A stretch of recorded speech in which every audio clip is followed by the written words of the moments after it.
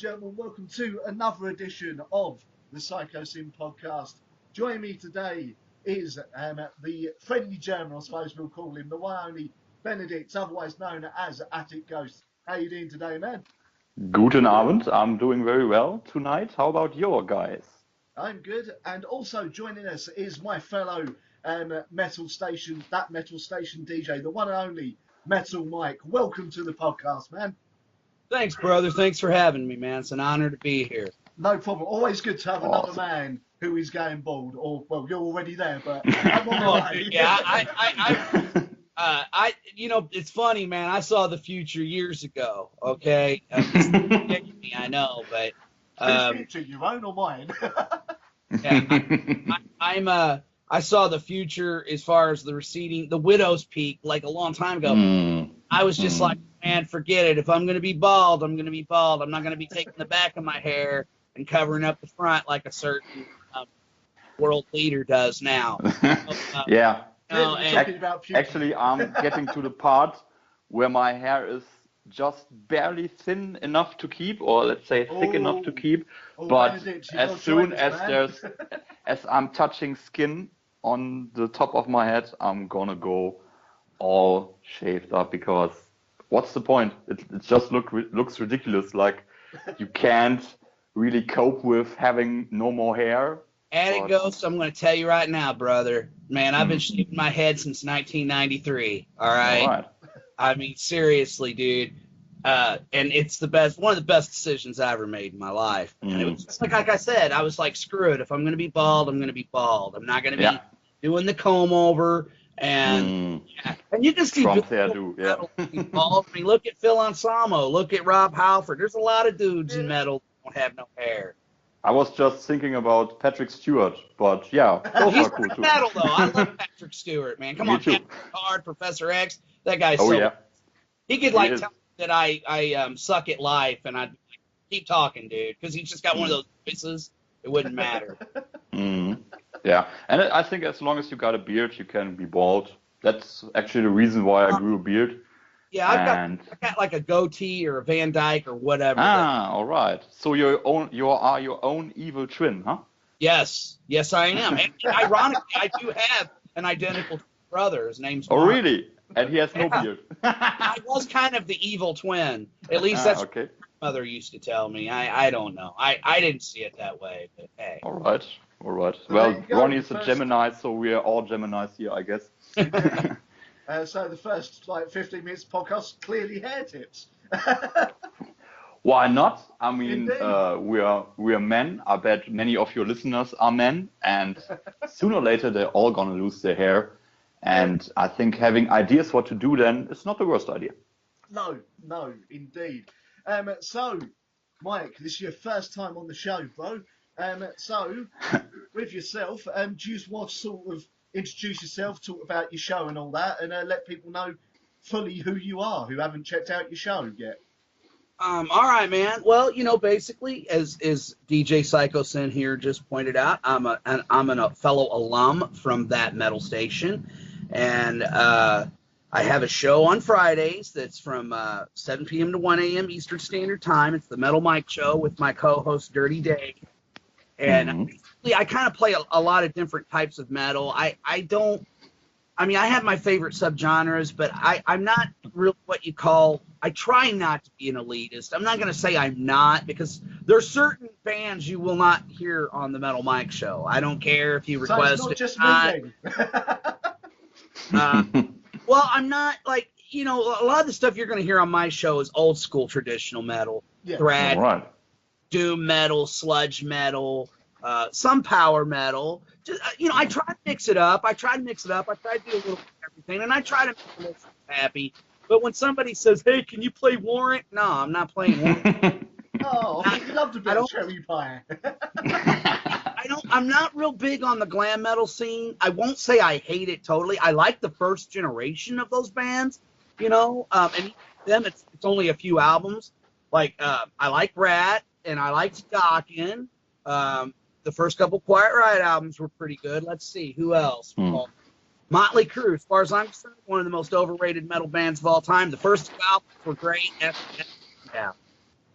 It's always the album when the band sort of takes off that everyone gets into, and you go, actually, no, the stuff before this was better, and no one listens to you. Like, you know, because they came out with Too Fast for Love, and I remember that record, and then Shout the Devil was great, and then after that they did Theater of Pain, and that was where they lost me, man. They kind of became a big fan, okay? To me, it was like, it was girl metal or girl rock. It wasn't my too, you know?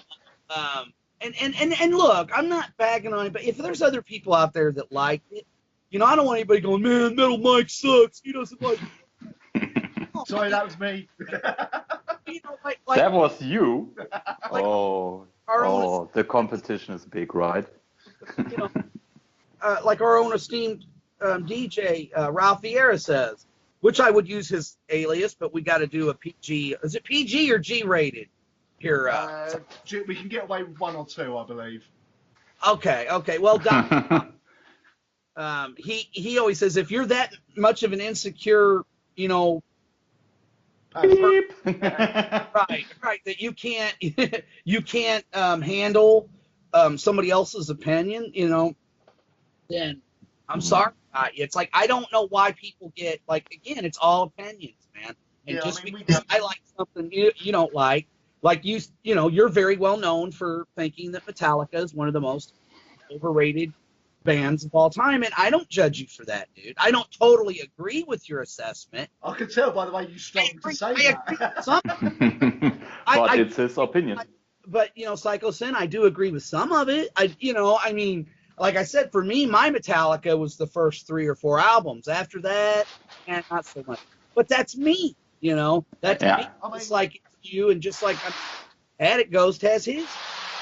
Well, with what annoys me with Metallica is it's sometimes it's more some of the hardcore fans, because I've been told many times that, oh, you're not metal because you don't like Metallica, and I'm like, oh, no, that's so wrong. That's stupid. Just come on. Yeah. You know? Right. Yeah, it really is. I mean, I saw Megadeth live. I know I'm never gonna like them, but at least I gave them a chance. And I think it's okay to say I like this and that, and I don't like this and that. And there you go. I think people sometimes feel personally attacked when you say you don't like something they like. Yeah. Like what they like would be a part of them, but it actually isn't. I mean, if you got character, you can say like Mike here, yeah, okay, Ronnie, you don't like Metallica, there you go. That's your opinion. Exactly. I mean, and I think if people would respect each other's opinions more, the world would be a better place. Oh, wise words. Wise words. Well, we brought this up. Yeah. I don't know if you had a chance to listen to it, Mike, but in last week's podcast, we did bring up the metal elitism thing. But we're going to a bit more now. We've got another person in as well, because you weren't with us on the last podcast because you were busy for reasons that I won't go into. Yeah, basically, metal elitists in music generally, but it seems to be worse in metal. It just needs to stop, surely. It's just getting out of hand now. Oh, I agree, friend, because for one thing, it's like, you know, I've had younger metal fans tell me that, you know, they'll say, hey, I like Five Finger Death Punch or whoever, and you got a bunch of older metal fans just jumping their butt about it, and I'm going, that's not cool, guys. I mean, you know, think about it. Most people, they have a gateway band. That's what I call it. The band that gets you into hard rock. Oh, yeah. You know, for me, it was Kiss. I'll never forget it. You know, because I'm older than you guys. I mean, I'm 46 years old, so I'm an old dude. All right? Really?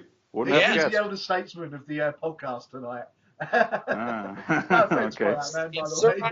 Yeah, and, you know, I'll never forget it. My older brother brought home, this is like 75, 76. I was like 5 going on 6 years old. I was just a little guy.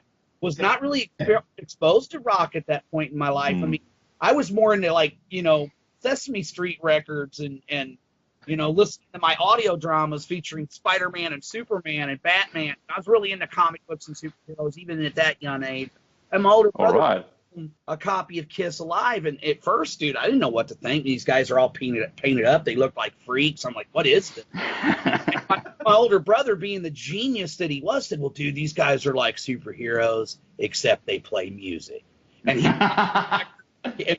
that's great. Music is your superpower. I like it.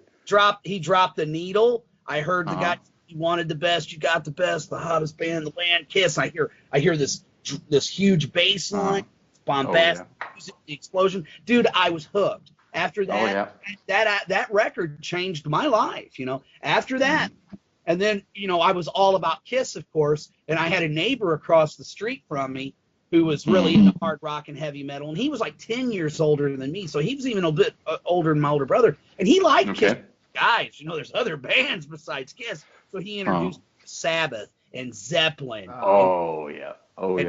the way to go, man, isn't it? Rush, and just go down the list, guys, and I've been a hard rock heavy metal enthusiast ever since. See, the weird thing is, I hear people go, I got a buddy of mine who's considerably younger. He's really into the death metal scene. Well, you know what his band was? Korn.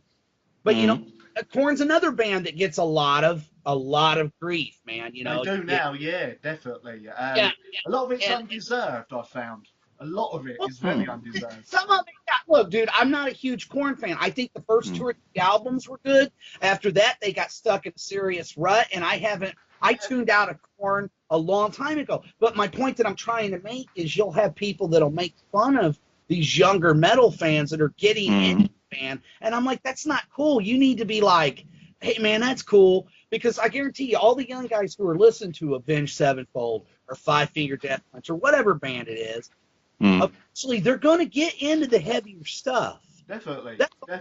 Right. I mean, with me, a band that over here got mocked a lot when I started listening to them when they first come out in 2005, 2006, and I got mocked a lot by people who didn't listen to the album, was Bullet for My Valentine. Now, right. Those. Actually, I vaguely remember they started kind of softish, but then their third album was really, really good. Yeah, first album. I mean, when they come out, admittedly, the title of the band, the name of the band does sound a little bit emo-ish. I'll fully admit that. And admittedly, some of the singles, tiny bit. some of the singles they released were on the softer side. But then you listen, I bought the album, I gave it a listen. It's like, this is the British answer to something like Machine Head.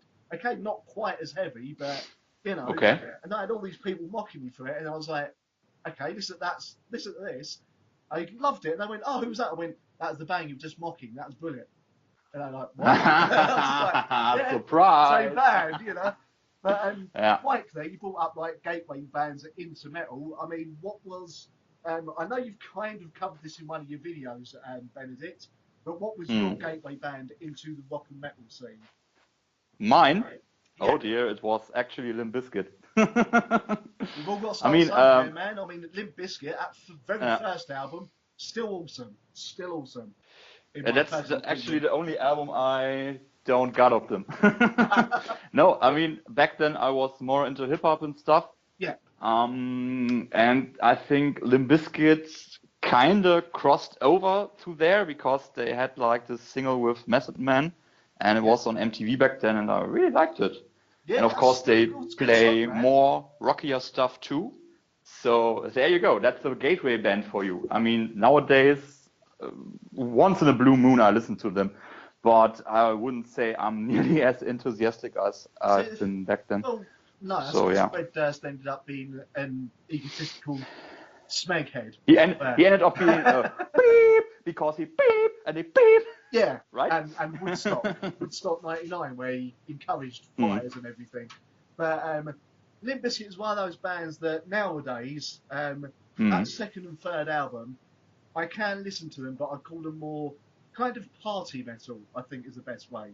Party metal? That's one. I think there's skater music. I think that's more of a thing in the US, right? Skater music? Well, skater music? Again, this might date me, but skater music, believe it or not, a band who was considered a skater band, and they're thrash metal now, but when they first started, they were more hardcore punk, and that would be suicidal tendencies. Again, now this is from my era. I don't know what frickin' passes for skater music nowadays, dude. Nor do You know, I, like man. Me neither. Nor do I. I'm an old. Last but- I checked, it was Deftones, and that was like 98, 99. So Yeah, that's my era too. The Deftones is a band that, again, like our esteemed owner and founder at the station, co-owner, because I'm the co-owner too now. Damn it. Oh, cool. Yeah, I helped Scott pay the bills, but see, I'll be honest, I didn't know this. I've missed this. So, oh, you didn't know that? Dude, you play that No, trailer man, like sort of, every time on your show. Oh, we got an owner. Yeah, somebody's got to pay the yeah, bill. I now feel under further pressure now. Yeah. I guess you would kind of consider me more of a silent partner. I mean, Scott still pretty much runs things. I feel bad sometimes. I should help him run things more, but now with things that have been going on with my life, it's just impossible. But anyway, yeah, I am the co-owner, but I still feel like Scott is the leader of the station. You know, he's the guy. He started it. It's his baby, you know.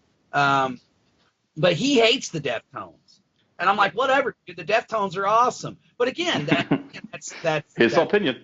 Yeah. it's opinion, yeah, you know, and that's what I'm saying. Like some people, you know, might say, oh, the Deftones, you know, like, you know, I mean, I'm sure there's some of my metal fans that are kind of like, well, how can you like a band like Exodus or Obituary and like the Deftones?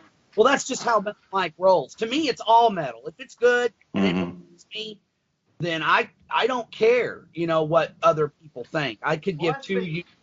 It comes down to a case of if it's to your ears good music, it doesn't matter what genre it is. It just happens that for the most part, we all listen to mostly metal.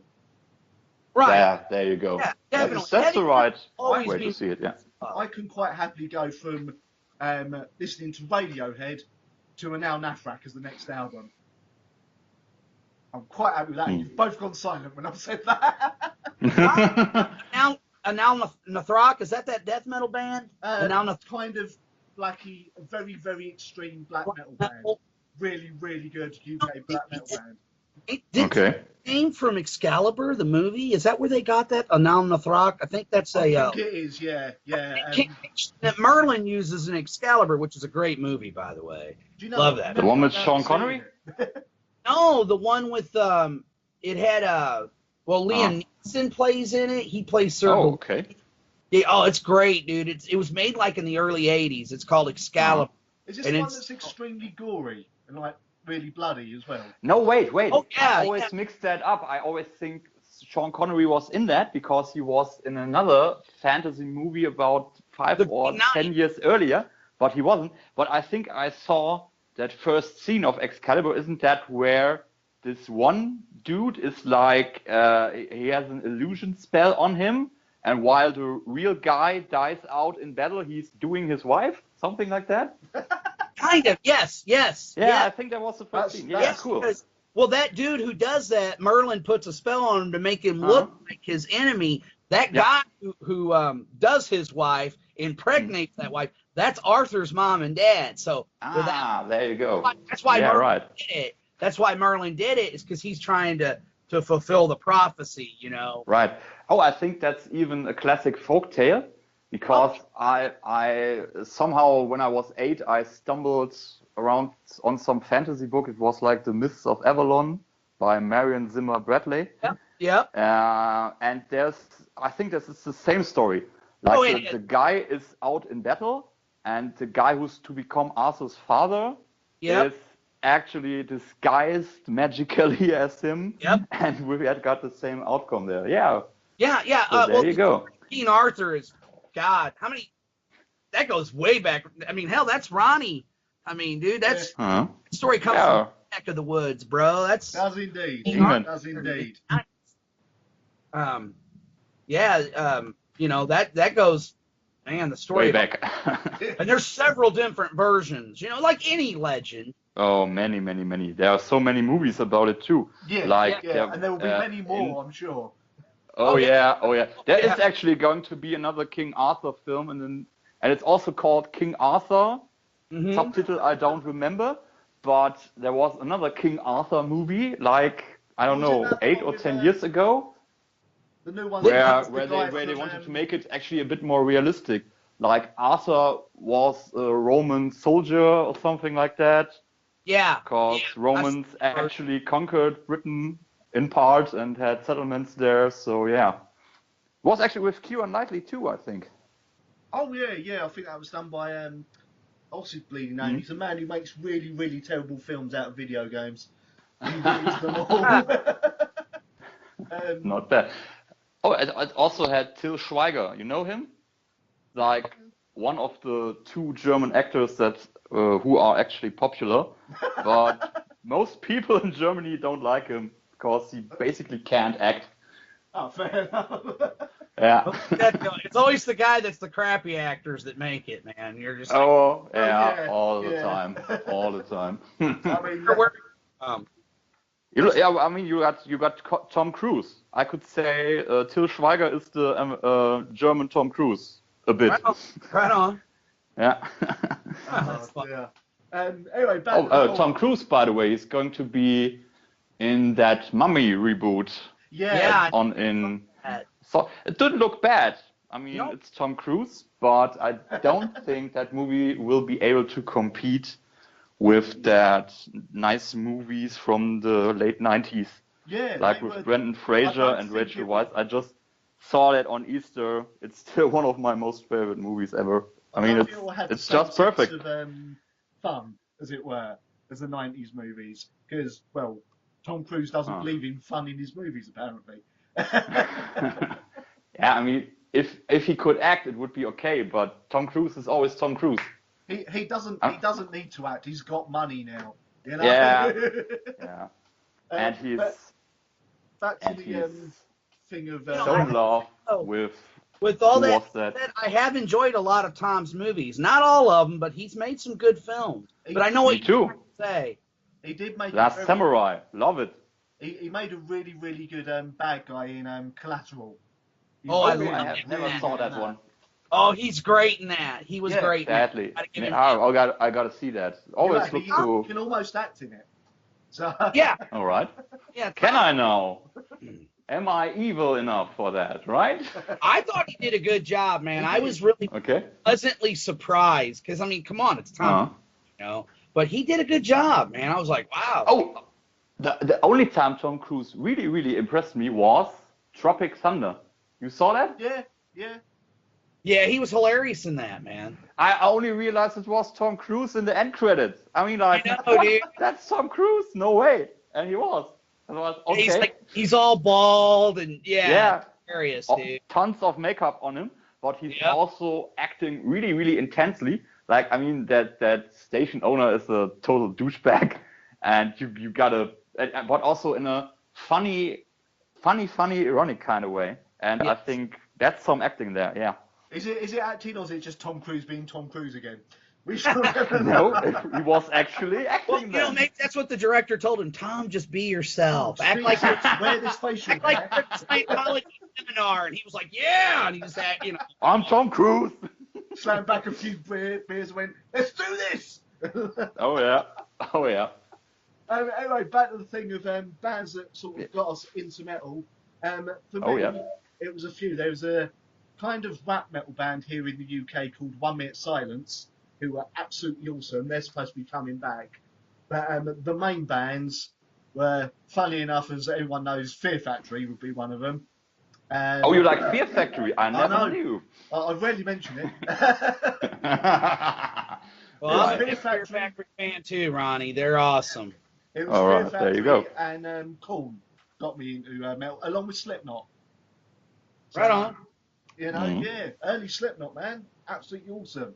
Oh, hey, dude. I remember the first time I saw Slipknot. I went to the Ozfest, right? And they're the first band on the bill on second stage. And I'm literally, as I'm handing in my ticket to go inside, they come out. Now, I'd heard a buddy of mine had like an EP of theirs, so I'd heard some of their stuff, and I liked it. Mm-hmm. Yeah. And I saw the cover with them in their mask, but I just thought that was like for promotional purposes. Yeah. I didn't know the band really looked. I come inside of the venue, and they come out, and they're in their orange jumpsuits, their mask, and the guy with the carrot nose is jerking his nose off and flipping me off, and I'm like, oh my God.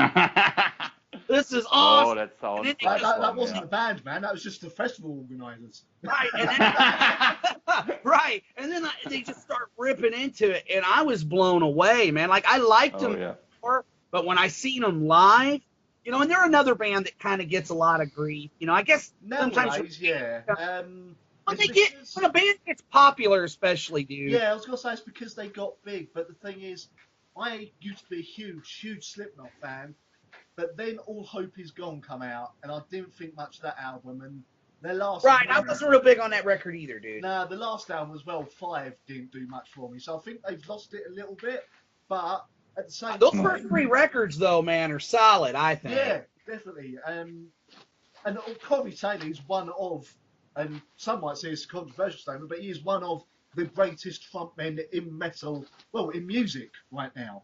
So you got to give it to him. That's probably part of the reason they got so big, is because he's so good. Well, and he's so like versatile. Like he can do the aggressive, but he can also be melodicized with the best of them, man. Yeah. I mean, very. But you know, a guy I think that influenced him, and Corey said so, is Burton C. Bell from Fear Factory. That guy's voice is amazing. Corey said it, and the Mark Hunter from Chimera said it, and even though he got, what's the word?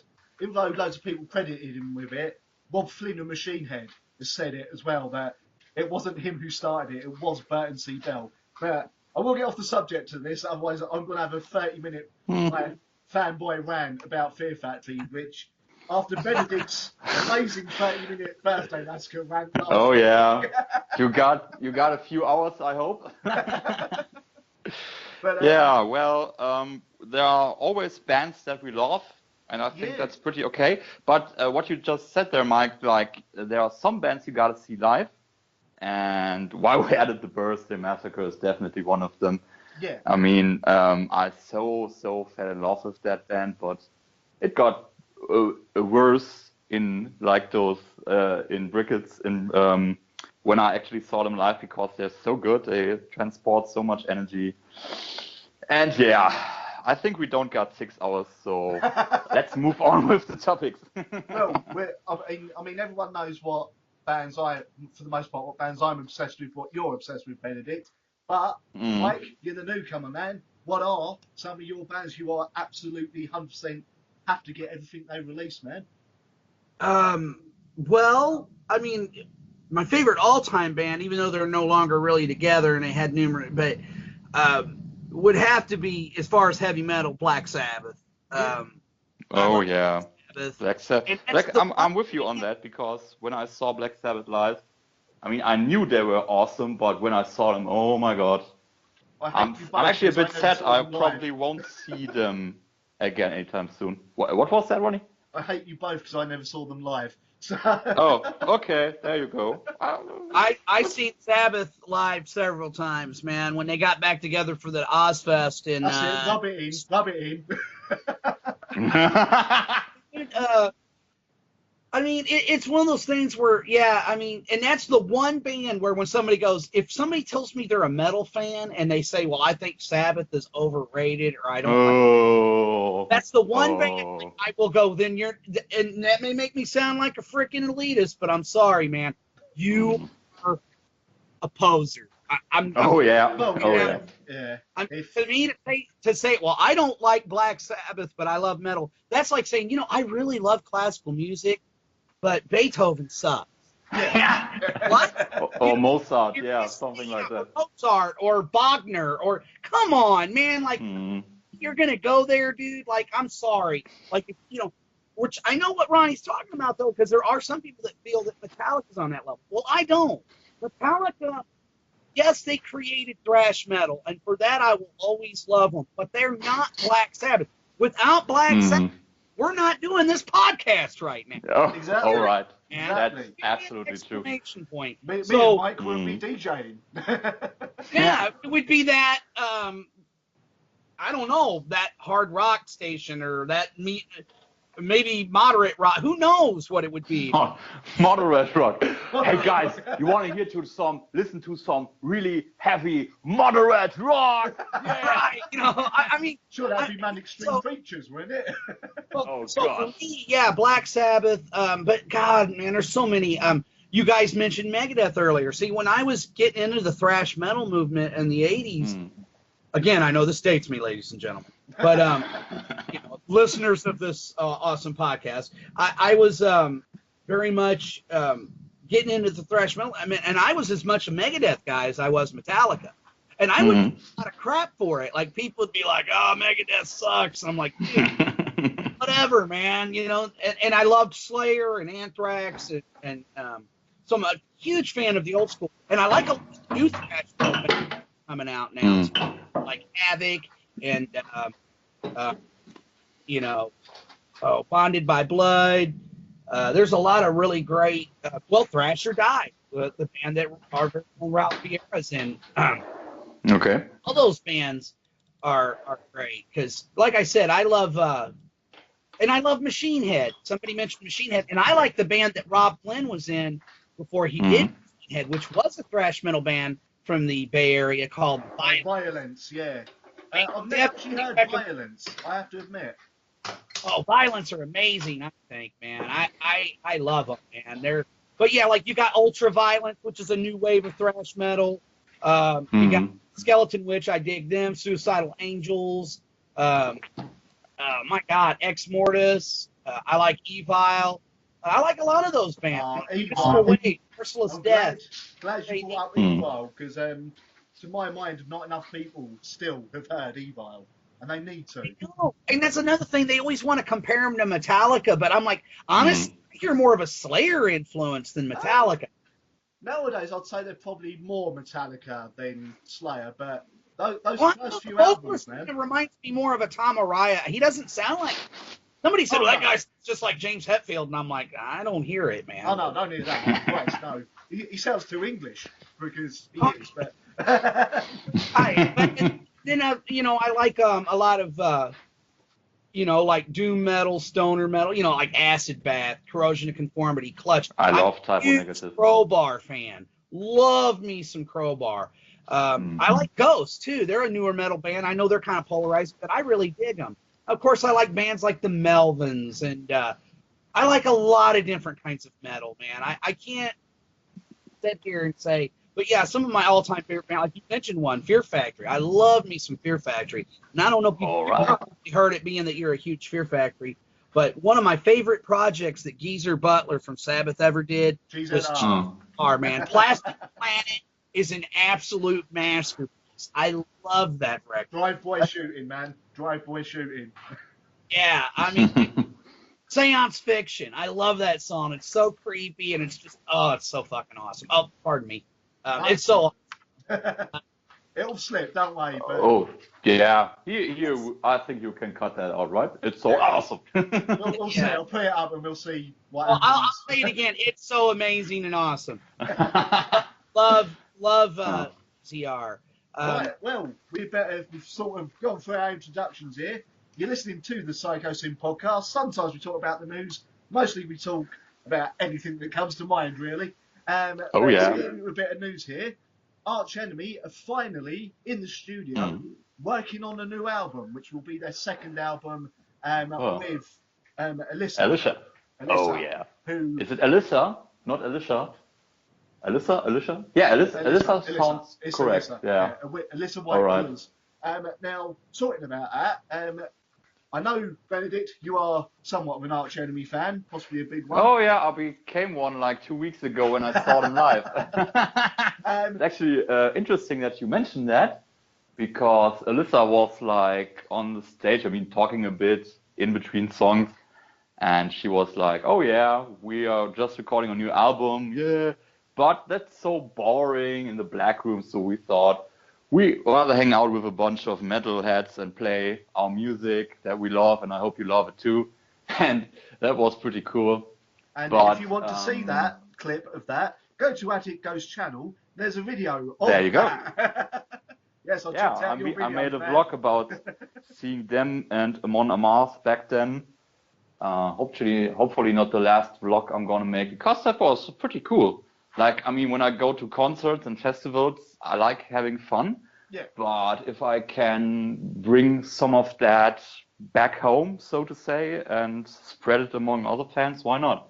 Yeah, definitely. So yeah, I mean, what I was there going you to go. ask though is, Mike, are you a fan of Arch Enemy at all?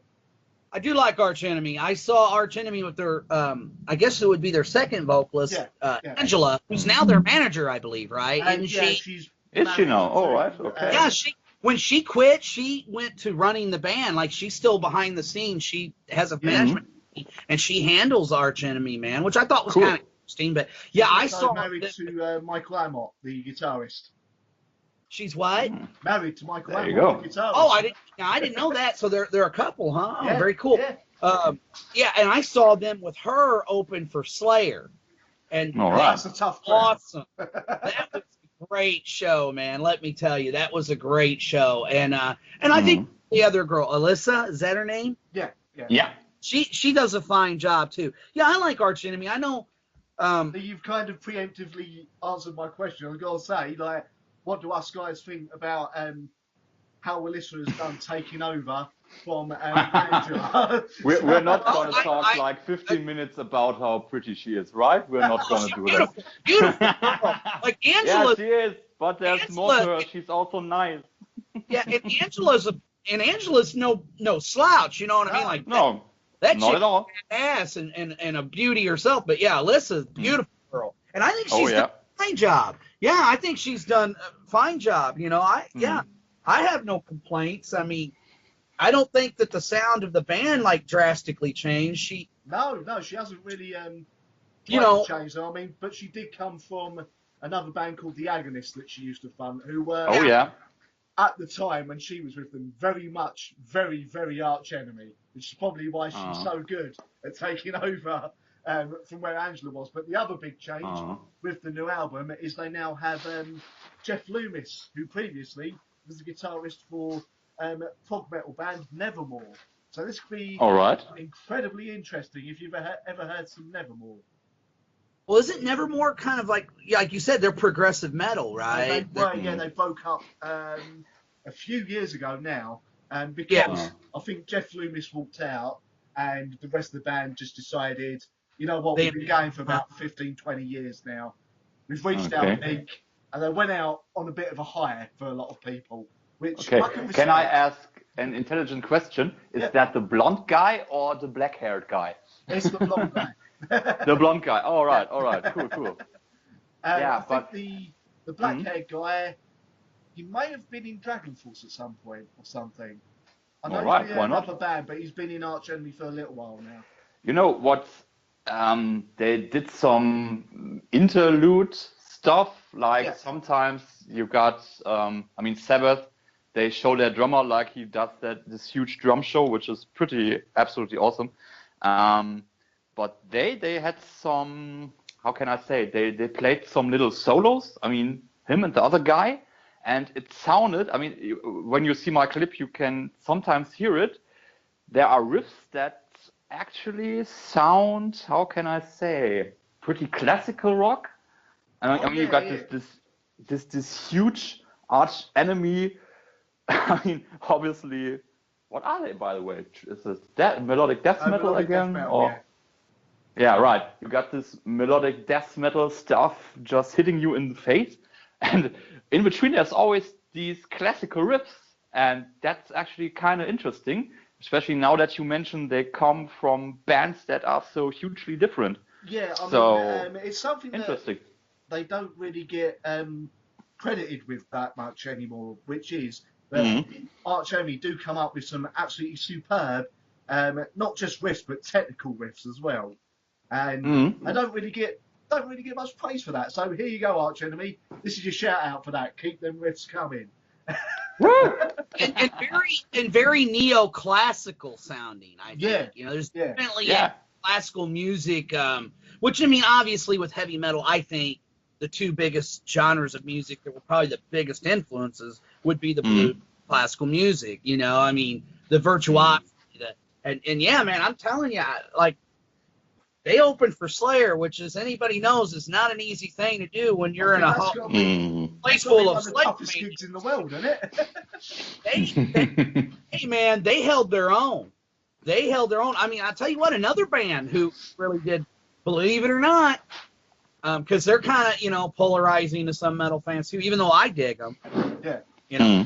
I'm sure your listeners are probably going to be like, man, this guy digs like Testament and System of God. What's wrong with him? If they know my show, man, they know I'm all over the place musically as well, so they're used to it. Believe it or not, System of a Down opened up for Slayer in a small club that's no longer around, which is a game called Mississippi Nights. Yeah. And interesting name for sure. Nobody knew who System was at this time. This is the first Okay. record even came out, dude. And they came and they brought it, man. I mean, they brought it. After that, I was a System fan. I went out looking for the new record. New record hadn't even come out yet.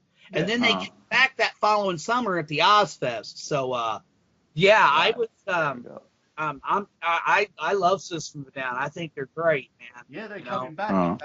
Came out with a new album this year, I do believe, System. Finally? Good. It's about Yeah. I think I read that on a site somewhere. Actually, I think I'm gonna see them at Download this year, which I'm kind of looking forward to. I only hear good things about them. They're a great band live, man.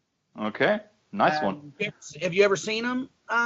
Nope, never ever. So yeah, even more interesting. Dude, they're awesome. Yeah, I got a colleague at work. He was like, end of June, they're coming to Hanover. System of a Down. I was like, I'm already seeing them at Download earlier in June, so. So he's now not talking to you.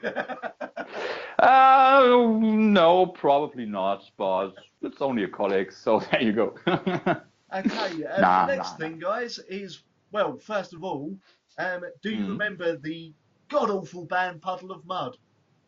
Yeah. Puddle of Mud sounds familiar. Yeah, they were. And a song called Blurry. Or when you say Puddle of Mud, you actually in the same breath you mostly say POD, and I think they're into the same direction, like new metal stuff, hip hop influence. More grungy. More grungy. All right. Okay. But first of all, did you even know that Puddle of Mud was still going? Because I didn't. Nope. Didn't know that. Nor do I care. Yeah. I don't know. Is it too early to conjecture my opinion of them? But yeah, you'll enjoy. I don't know if they're actually signed, but they appear to be still touring. But apparently the singer's been on a bit of a downward spiral, and now he's gone off at one of his bandmates in the middle of a gig and walked off stage in the middle of the gig, flipping his finger at the audience and walking off and not coming back. Yeah, that's how you build a fan base. No, that's professional. Why do people still support you? It's like I know they're a massive band in America, and I feel sorry for you guys. But it's like when Creed started having a meltdown, the singer of them, and he started going on stage absolutely wasted and couldn't do the songs. I think really happening here, yeah. Weren't they basically a Christian metal band? Kind of, yeah. Kind of. Yeah. I didn't catch the name of the band. Who'd you say? Creed. Oh, Creed? Yeah. This made me throw up in my mouth again. That's a row that I am not a fan of. Oh, you didn't go to their reunion tour the other month then? Yeah. You couldn't pay me to go see them. But some careers end. I mean, they were actually on the soundtrack for Scream 3. Were they? But Jesus. Yeah, they were. Actually, Sydney, when you see the movie, the set of her room in that studio even has a Creed poster, which is totally unrealistic because her original room didn't have a Creed poster, obviously. So that was kind of marketing thing going on. And, also dates the band, the film a bit now as well. Yeah, right. Yeah, I mean, they were okay. I got a best of album of them a while back, but I would not go to a show of them, really not. No. But I mean, it brings up the question of, do you believe that any band, one, deserves the right to sort of walk off in the middle of a gig when people Nope. obviously paid? And two, Nope. do you think they can even get the respect back to get those fans back on board with them? Not even if you would give those fans a refund. Nah. Like, I saw a documentary a while back, like to what huge ends Nightwish, for example, went when, how was the second singer called again? And something. Oh God, yeah. Amgrade or something. I don't know. I mean, the point of the documentary was like they were on tour, like a world tour, which is a big thing. Yeah. And in the middle of the US, said singer had, I don't know, some kind of ailment like a stomach flu or something big, like she was in the hospital. Yeah. And they got a how do you say that? When you yeah, kind of, yeah. Like they got Floor, who's obviously still their singer. Yeah. A substitute, right. And the previous singer, I've just looked it up, Annette Olsen. They're absolutely awesome. Oh yeah, I mean Floor is awesome too. She's not tired. Nobody's gonna be tired, but Floor is doing a real job. I mean the thing about the documentary was like you gotta learn a whole set list in one day, and they made it and they went to shows. I mean, before they did that, they asked the fans, do you want your money back or do you want to see us try with another singer? Yeah. And in that documentary, Thomas was like, yeah, well, we got actually, I mean, they sold like 2,000, 3,000 tickets. Literally 3 people were like, okay, we want our money back. But the rest hung in there. And yeah. See, that's the one thing about it. If you think your singer's too incapacitated or whatever, or it's just not worth going on stage with him, that's why I do it. Just sort of offer the refund, but also say, look, we can arrange someone else to do this, and we'll do that if you still want a gig. You know, that's perfect. That's hanging in for your fans, and that's how it's supposed to be, I think. If you're a band, I mean, the fans basically are your bosses. They make you big. Yeah. They pay your salary, so to say. It's funny how many bands forget this, though. Oh yeah. I think that's very sad. So yeah, and I mean, they even finished the world tour with Floor, and it worked.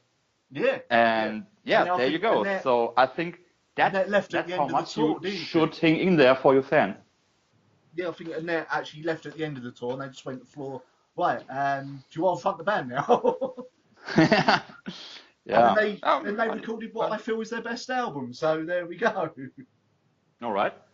Which one was that? Imaginarium or? No, Endless Forms Most Beautiful. Endless Forms. Oh yeah, that's the last one they made. Yeah. Yeah. I like it. I think Mike was about to say something then as well. He sort of flashed up there. I'm just sitting back listening, man. But yeah, no, why not? You're about a band just quitting their gig in the middle. Very unprofessional. The only excuse anybody has for quitting a show is the late great Dimebag Darrell when he got shot on stage. Other than that, there's no real reason. I mean, unless you're like, and if you're that sick, then you need to just postpone the concert and cancel, give the people their refund. I mean, look, things happen, but that's just unprofessional, not cool. And well, the other classic example is what's his name, Dave from Foo Fighters, when he fell off the stage and broke his leg. And he back. He kept on playing. Yeah, he come back, done the rest of the gig about 10, 15 minutes later after they sorted his leg into something comfortable, and just went, go it, and he continued. I think he actually got a cast on stage. Yeah. He got a cast on stage, and he was still playing. Yeah. There you go. Well, yeah, one of the best examples, also, believe it or not, this is old school, but back in the 70s, man, Ace Frehley got fried on stage. Yeah, because they were using the metal railings. They had those metal staircases, and they didn't have the wireless guitars. And Ace's guitar, and it fried him, man, right there. And they didn't know what was going to happen. I mean, he was out. Dude, like, it was so bad that they were like, man, we might have to stop the show. We don't know what we're going to do. And then the crowd kept chanting, Ace, Ace, Ace. And it woke Ace up, and Ace finished the damn gig, man. Now, that's awesome. Dude, that is awesome. They weren't playing God of Thunder at the time, were they? I don't know. Actually, it's what influenced him or inspired him to write "Shock Me." So there you go, man. Awesome. There you go. Awesome. Yeah, but I think that's hanging in there. I mean, if you don't, okay, Sisters of Mercy, pretty much our goth band.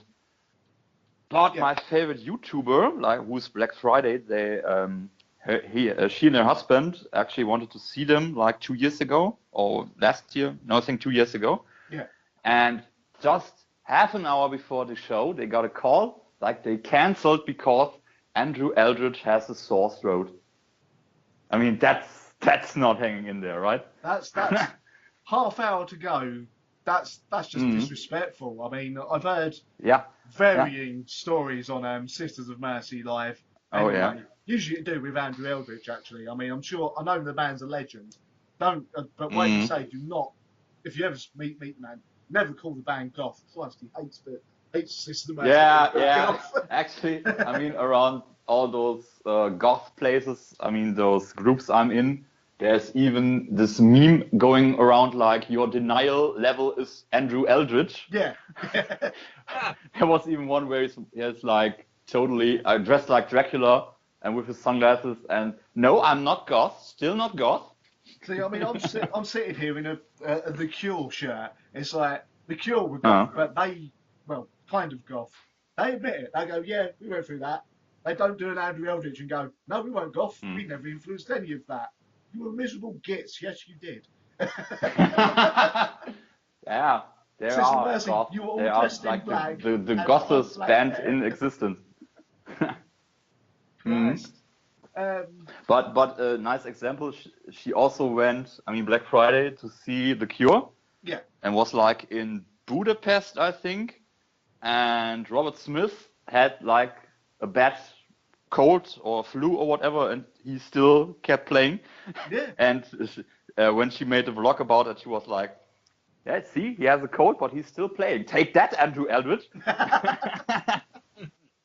Yeah, I mean, I think what it is some bands are just not quite ready to take on the challenges of touring.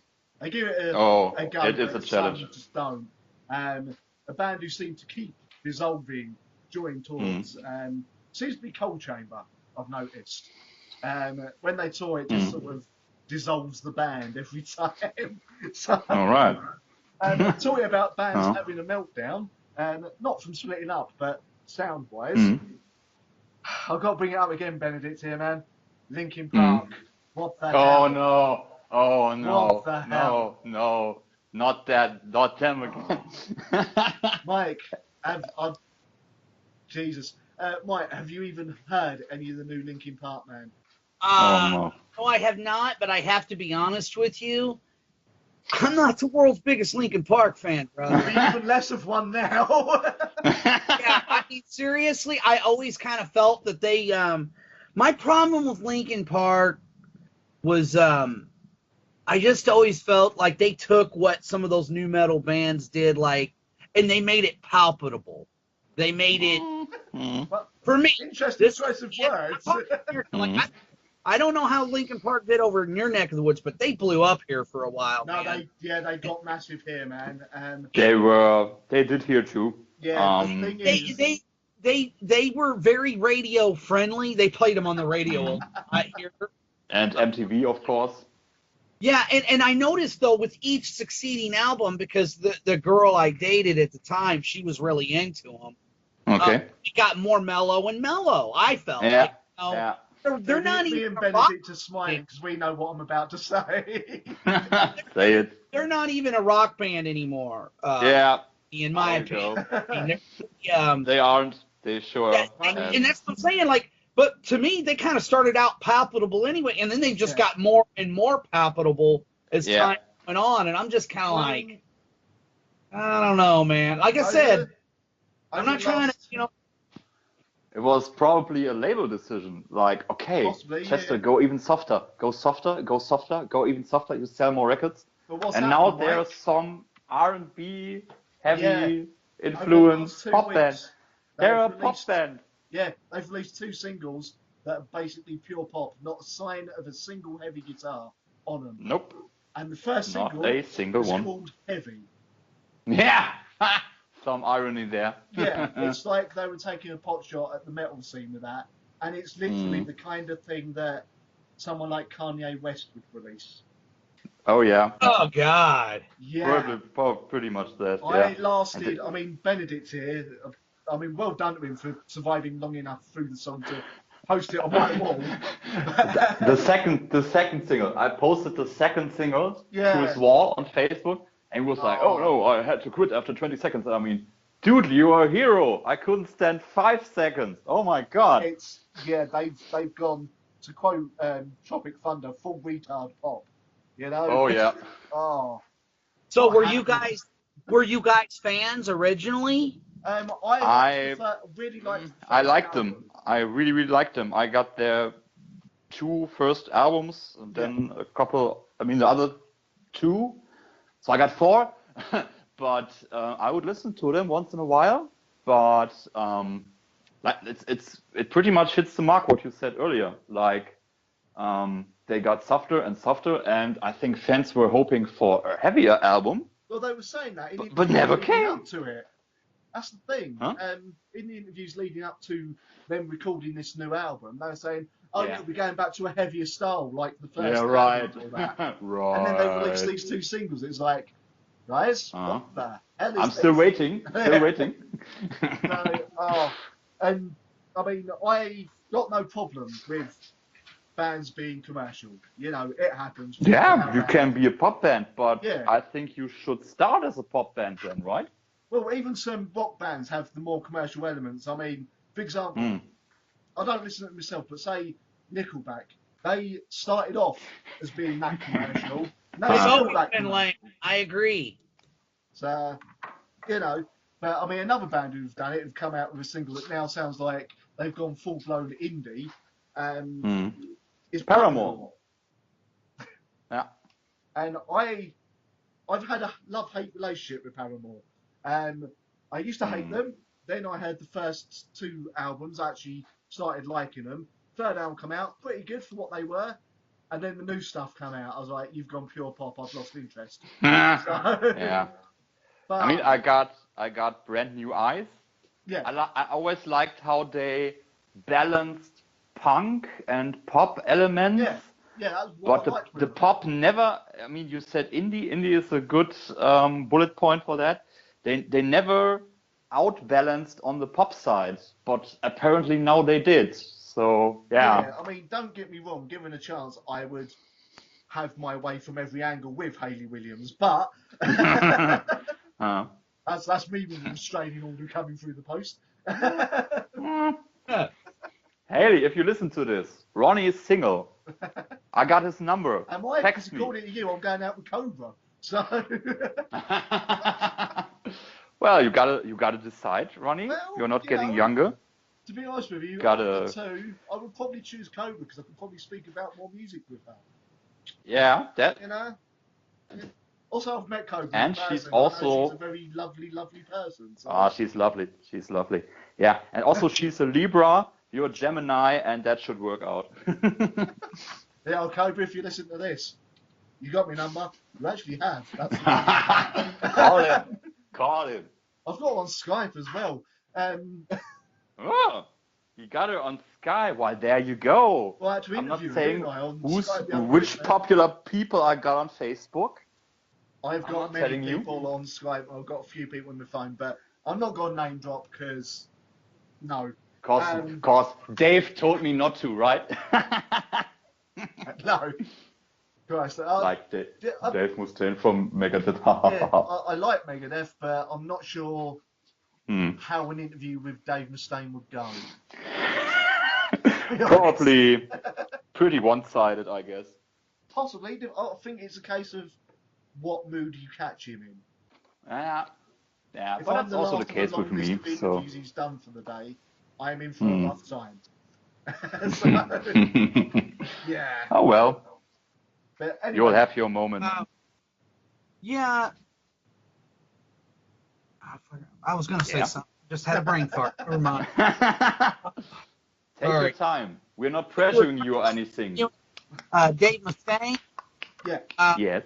Yeah, it's funny about Dave. Dave's a guy that I guess it all just depends on what Dave you're going to get, because I've heard a lot of positive things about Dave Mustaine, believe it or not, that he can be an absolute sweetheart. And well, then he's actually admitted it with that word in himself, that on any given day it depends what version of me you're going to get. He's actually admitted he's got a problem before, so... Well, my older brother was friends with this band from the St. Louis area called Anacrusis. They were like a progressive thrash metal band. They had been signed at Metal Blade. This was like in the early '90s, I believe. Yeah. And they did a few albums. They had a pretty good following, but they never did quite break through, so to speak. And I think also some of the members of the band wanted to go in different directions and things, but.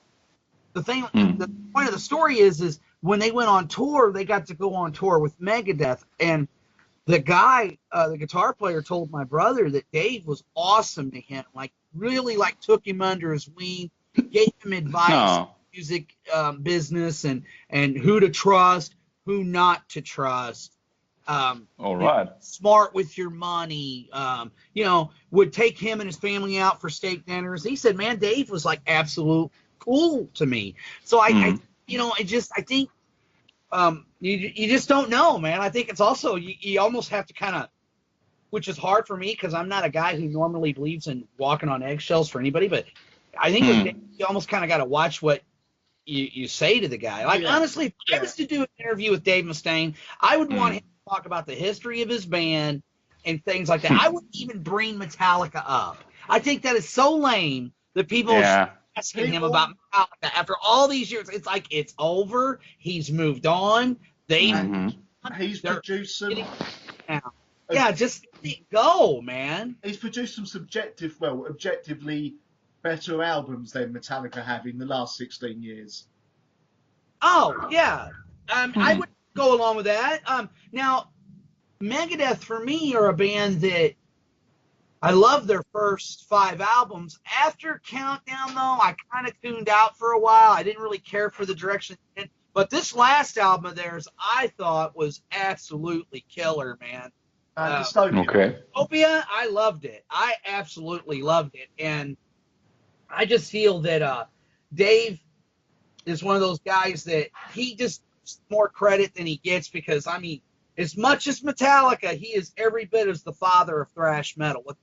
People remember he wrote a big part of Kill 'Em All, and I think he even wrote a couple of songs on Ride the Lightning. That's what I've heard, and my attitude about it, for me as a music fan, is people want to talk about, well, what would Metallica have been like if David stayed in the band or if Cliff hadn't died, and those are all really interesting questions. But my answer to the Dave Mustaine thing, I don't think it would have worked out. There was just too many alpha male personalities in that band. Not have lasted. Dave, I guess the point is the way Metallica handled it was totally screwed up. Yeah. And they'll even admit, man, we didn't really handle it the right way. But at the end of the day, thank God, thank the metal gods, there's a Megadeth. That's all I say about it. Like, we got 2, whether, I know Ronnie and a big Metallica fan, but you got 2 bands instead of 1. That's true. That's a good thing as far as I'm concerned. I'll be right back, guys. Yeah, no problem. Yeah, but I think he's right. Like, for me, it feels like there are either Megadeth or Metallica fans concerning metal. But, I mean, you got 2 bands with 2 different influences on other bands or on music in general. Yeah. And that's something that can only be a good thing.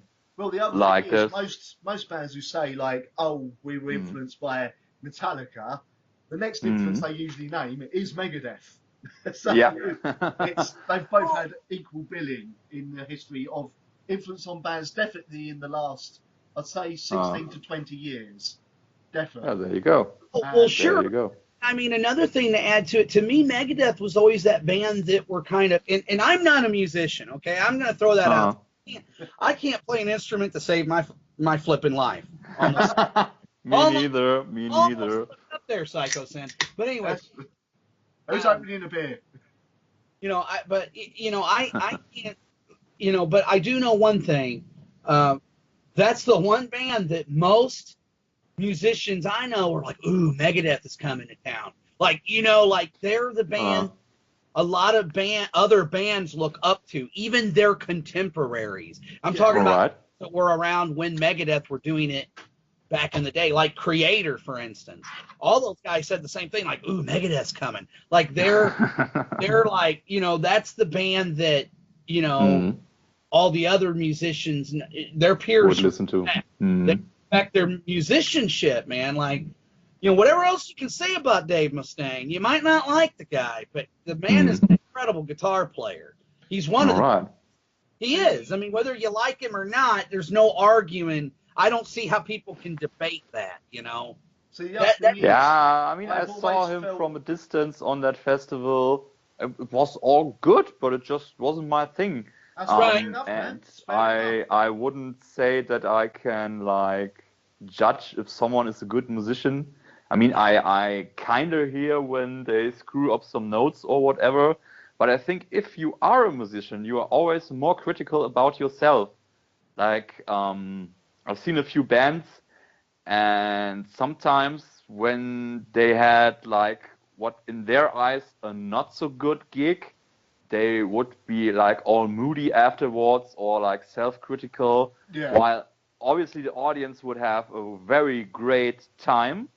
On the other hand, when they felt like they nailed it, and I mean, it was the same fun for me, and they were happier, of course, because they nailed it better, like they did a better show. But I think if you're on the stage, you will, I mean, obviously you are performing for an audience, but you will never be so much, if you're a good musician, that is, be so much influenced by how the audience perceives you, but how you perceive how you performed on that day.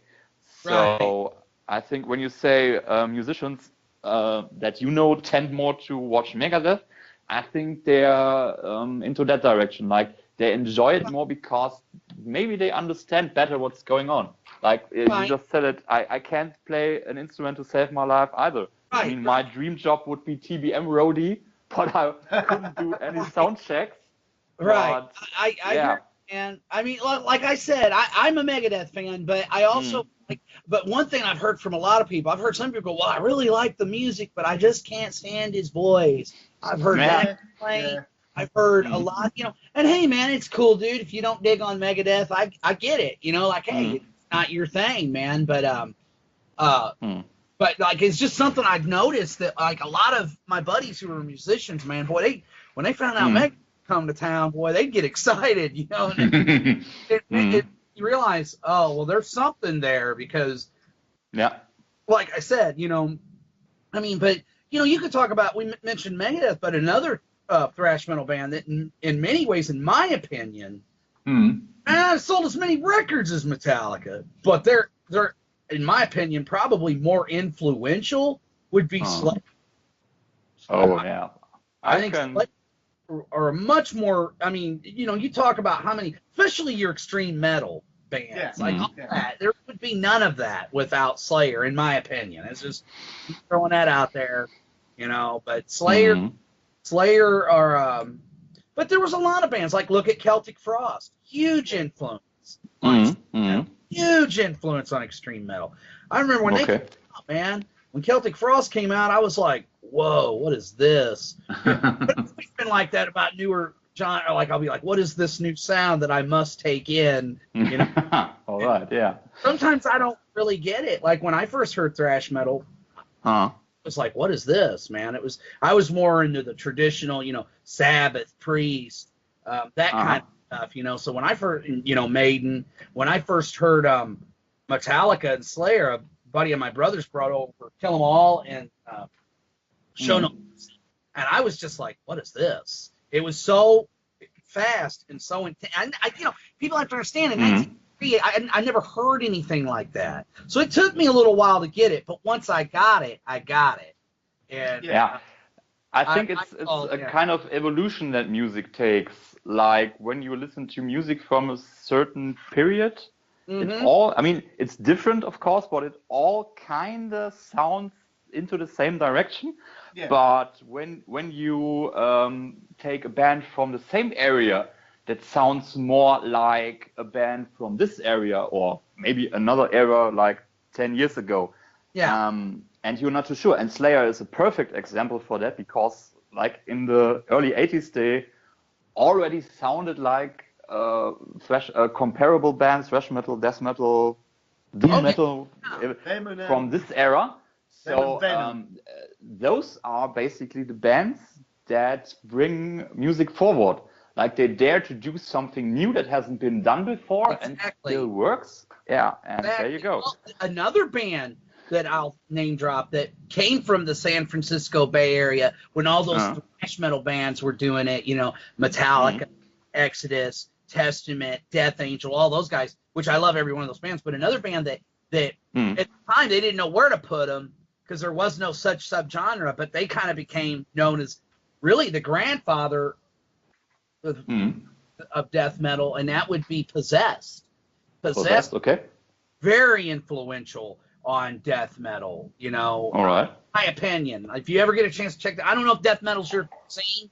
Some people can handle it, some people can't. I like metal. I've heard a few Cannibal Corpse songs and I pretty much like them. I mean, it's just beautiful noise. Yeah, I mean, I'm into Amon Amarth a lot, which is melodic death metal, but still death metal. Are badass, dude. Oh, Hope yeah. Leave that out, Psycho. Also a band that you gotta see live, definitely. I've never gotten guys live, man. The last time they came into town, I freaking missed them, and it irritates no end. But I think they just finished their Europe tour, so I'm pretty sure they're coming to America now. Well, I might try to check them out. Do it. I want to go, man, because and that was a killer show because it was like Amon Amarth.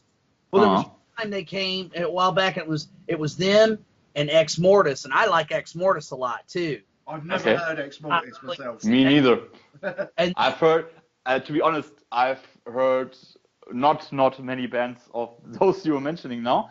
Oh, okay. I always when I hear people like you or Ronnie talk, like who really, really are into music and know music, I'm always sitting there in amazement. I'm like, oh no, I don't got enough time. I don't got enough money, but I still kind of want to listen to all of them. Well, you know, my best advice to you, buddy, if you're wanting to hear, just check out YouTube and search. Yeah, that's a good one. Yeah. You want to know about them as far as albums. And then I guess just try to do, there's one really good website that'll tell you about a lot of different bands called Encyclopedia Metallum. All right, that's good. They are great, man, because they'll, click on the thing and it'll give you the entire history of the band. Nice. What they even put up their demos and stuff. I'm going, oh my god.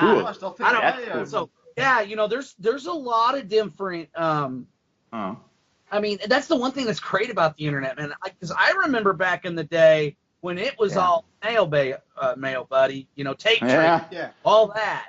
I'm opening a website. In 5 minutes it will be loaded. I'm entering something into Yahoo. Maybe on page 16 there will be what I was looking for. Oh yeah.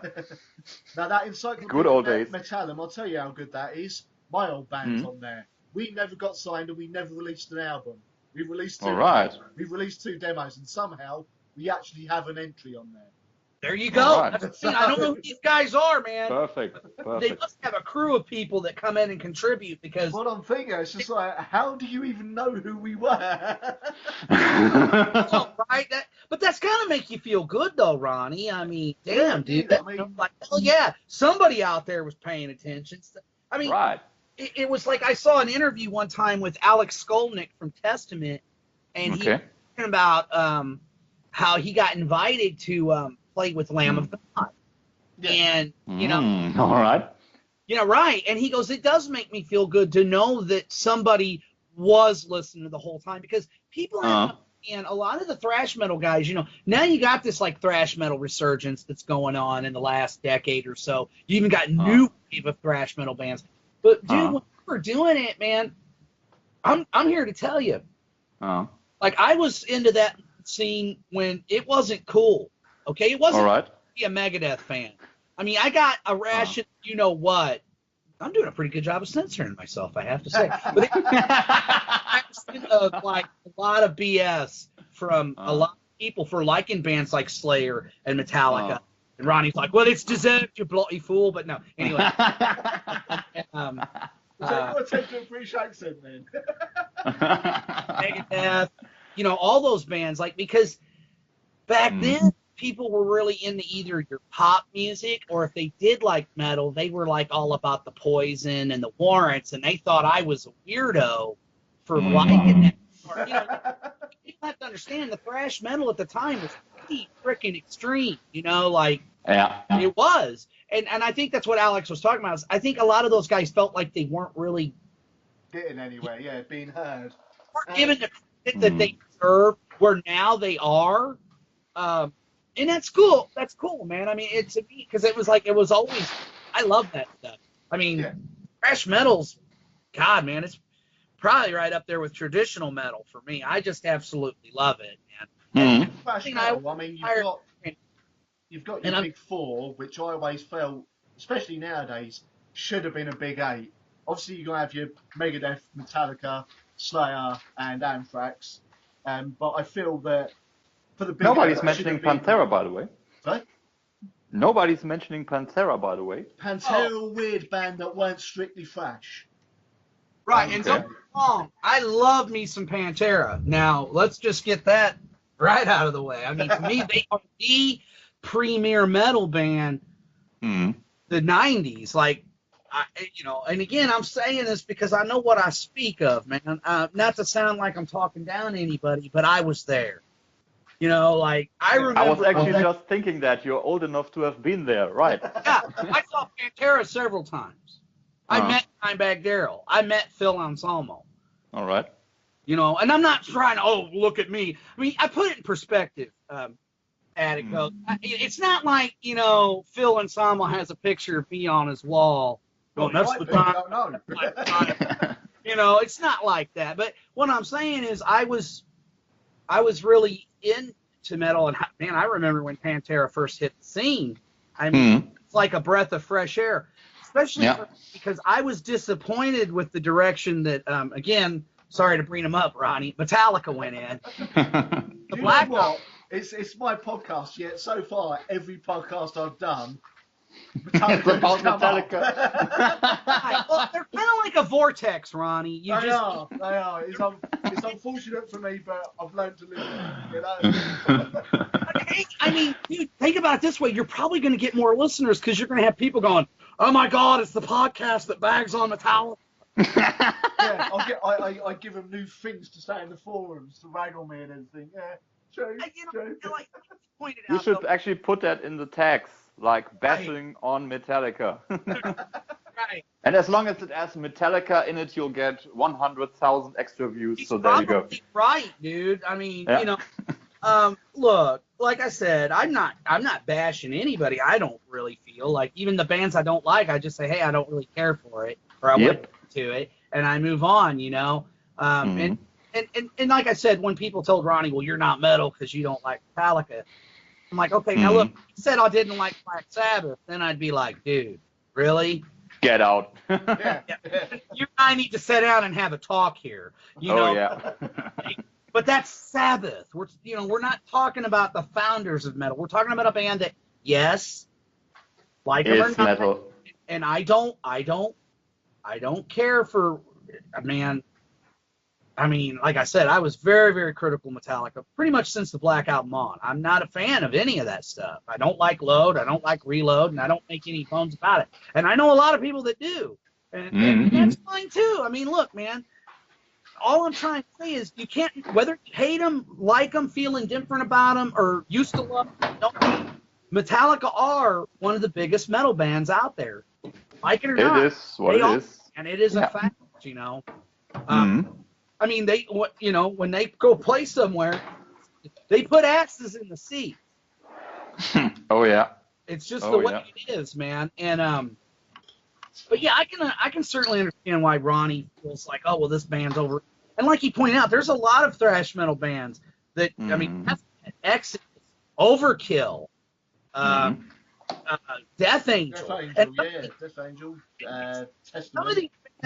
Some of these bands are putting out amazing music now. Yeah, The last Testament. 3 Death Angel albums have been amazing. The last several Overkill albums, the last few Testament albums have been really good. Like, they're still putting out great music at a high level. And what way, dude, is when I go to like a department store or somewhere and I'm wearing one of my shirts, you know, like I wore my Death Angel hoodie a while back, and somebody said, "Oh man, Death Angel," and blah blah blah blah, and just go on and on about their old albums. I said, "Well, have you heard this album?" No.